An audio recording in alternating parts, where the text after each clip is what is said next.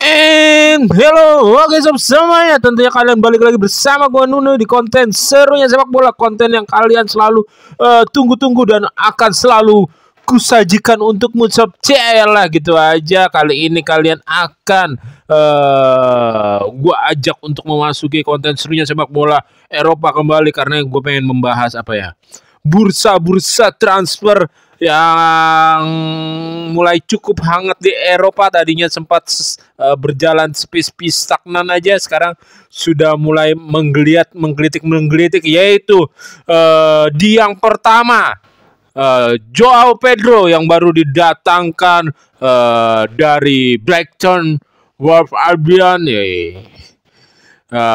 Langsung mencetak 2 gol semalam di Piala Dunia antar klub. Pemain yang didatangkan dengan budget 60 juta euro ya, yang dibilang kebanyakan berstatement kemahalan. Pandit-pandit ternama juga bilang kemahalan.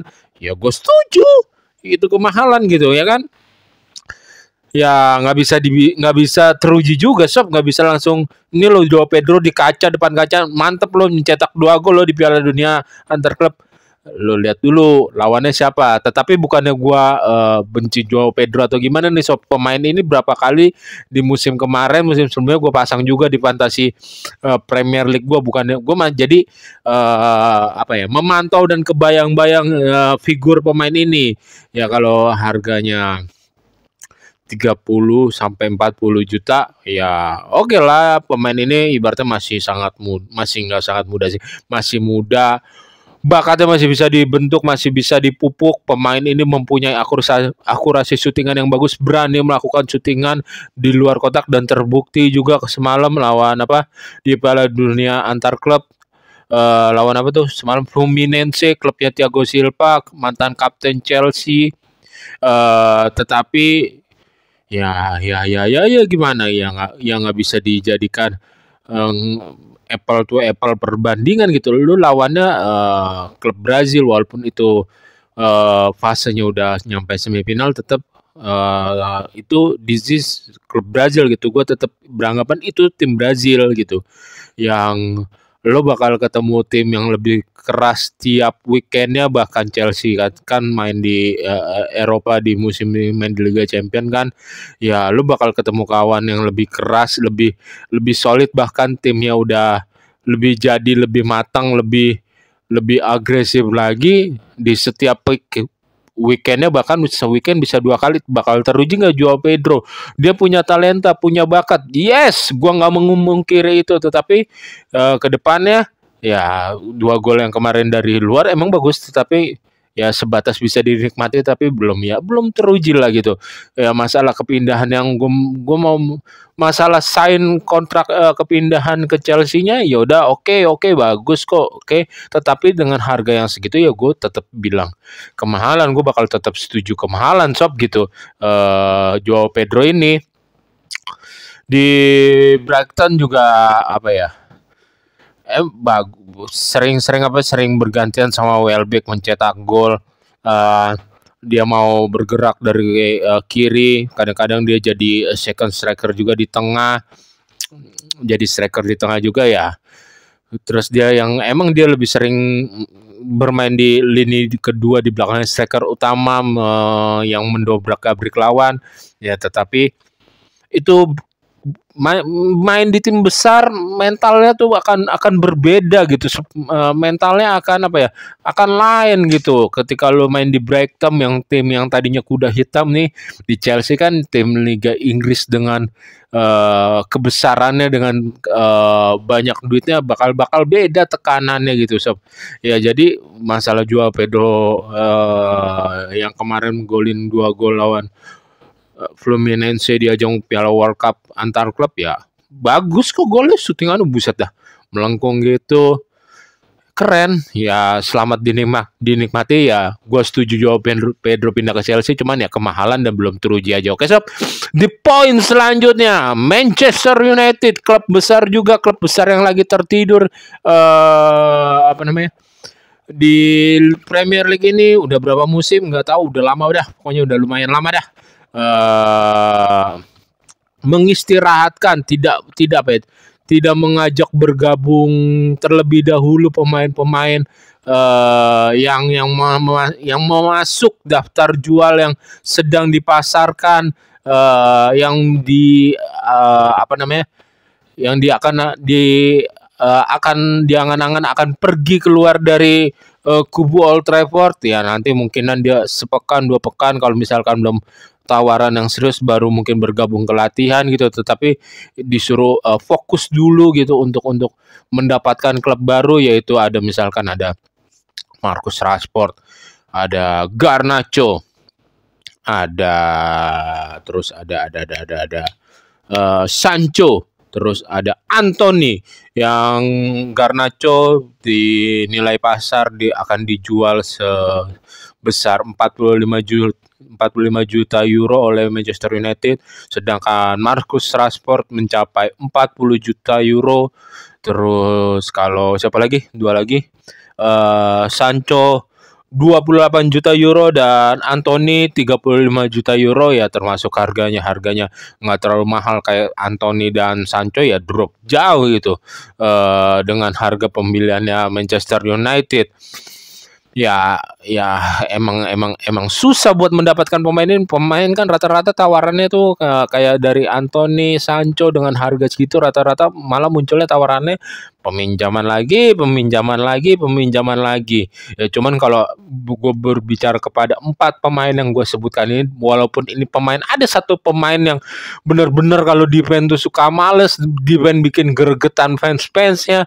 Gue pengen pemain ini tetap ada di Manchester United, yaitu siapa? Marcus Rashford. Kayaknya udah DNA dan DNA-nya tuh udah kuat banget, udah kental banget bersama Manchester United. Marcus Rashford, ya udahlah biarinlah berada di Manchester United dulu lah, semusim 2 musim ke depan pengen dilihat gitu, oke? Dan Manchester United kan juga di bursa transfer tuh tetap mencari striker utama, target man utama, ya Højlund dan Zirkzee kan kita tahu. Satu pertandingan mantap, bisa 7, 8, 9 pertandingan drop. Ya makanya Manchester United butuh striker yang lebih konsisten lah. Dia kan ngedekatin Osimhen juga. Ya cuman tahu sendiri Osimhen kemahalan. Dan Osimhen kabarnya lagi pengen ke Galatasaray di luar dugaan pengen datengin Osimhen bukan dengan status pinjaman lagi, tapi pengen dibeli harganya sama Galatasaray. Masih kita pantau aja di Fabrizio Romano. Terus apa namanya, Gyökeres, kita tahu sendiri Gyökeres nolak Manchester United, dia pengen datangnya ke Arsenal. Nanti kita bahas pengorbanan Gyökeres pengen main buat Arsenal musim selanjutnya, luar biasa sekali. Gua salut sama Gyökeres.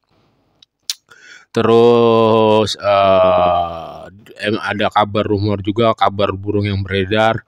Cuman yang ini belum dengar pastinya gua, kalau di Manchester United mendekati oleh Watkins. Ya, gue bilang ini merupakan, kalau emang benar terjadi, ini merupakan apa ya? Sosok yang gue bilang cukup tepat, lumayan tepat deh, nggak bagus banget, nggak bagus, lumayan tepat deh. Ini pemain ya udah masuk ke menuju ke 30-an, umur 30-an, tetapi kan ini masih dalam usia emas ya dalam sepak bola. Oleh Watkins umur 28, 29 ya, kalau gua nggak tahu, lupa, koreksi kalau gua salah, atau silahkan dibenarkan kalau gua rada-rada lupa ya, umur segituan. Terus pemain ini ya etos kerja kerasnya bagus, terus sering bisa menarik lawan, untuk membukakan celah ke teman-temannya. Dia mau melebar, teman-temannya yang masuk. Kita tahu sendiri Manchester United punya Bruno Fernandes di sana, dan baru didatangkan kan ada si Cunha. Ya itu bisa peluang skema yang bagus ketika Watkins misalkan benar bergabung ke Manchester United. Ya gue setuju lah dengan etos kerja yang